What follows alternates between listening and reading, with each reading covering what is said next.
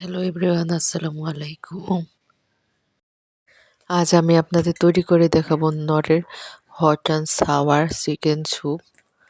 তো এই যে এইখানে আমি নরের যে স্যুপের মশলাটা আমি পান দিয়ে ১.৫ কাপ পান দিয়ে গুলিয়ে নিচ্ছি। মানে ৩৭৫ ml পানিতে ভালোভাবে মিশিয়ে নেবেন আপনারা। তারপরে মিশিয়ে আমি এক সাইডে আমি অল্প একটু পান দিয়ে প্রথমে গুলিয়ে নিচ্ছি। এই যে এখানে আমি একটা ফ্রাই প্যানে কড়াইতে তেল গরম করে রসুন কুচি, আদা কুচি দিয়ে তারপরে একটু ভেজে নিব। তারপরে চিকেন দিয়ে নিব।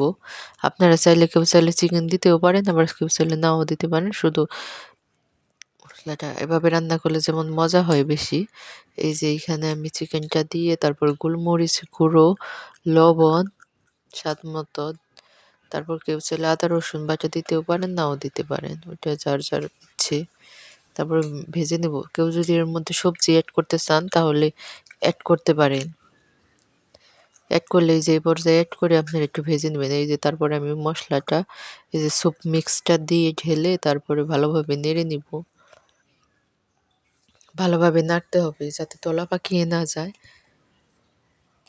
এই পর্যায়ে আমি একটু সামান্য চিনি অ্যাড করব আর দেব টমেটো কেচাপ আর ভিনেগার। আপনারা ভিনেগারের পরিবর্তে লেবুর রস অ্যাড করতে পারেন। সেক্ষেত্রে স্বাদ অনুযায়ী লেবুর রস দিয়ে নেবেন। এই যে এখানে ভালোভাবে নেড়ে নিব। তারপরে একটা ডিম দিয়ে দিব। ডিমটা ভালোভাবে ফেটিয়ে তারপরে উপর থেকে ঢালতে হবে।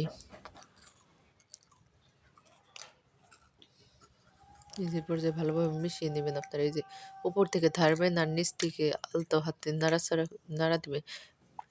মানে মানে একসাথে অত বেশি নাড়া যাবে না, এক সাইড থেকে নাড়তে হবে তারপর ভালোভাবে মিশিয়ে নিতে হবে। এই যে তারপরে একটু ঘন হয়ে আসলে তারপরে নামিয়ে নিব।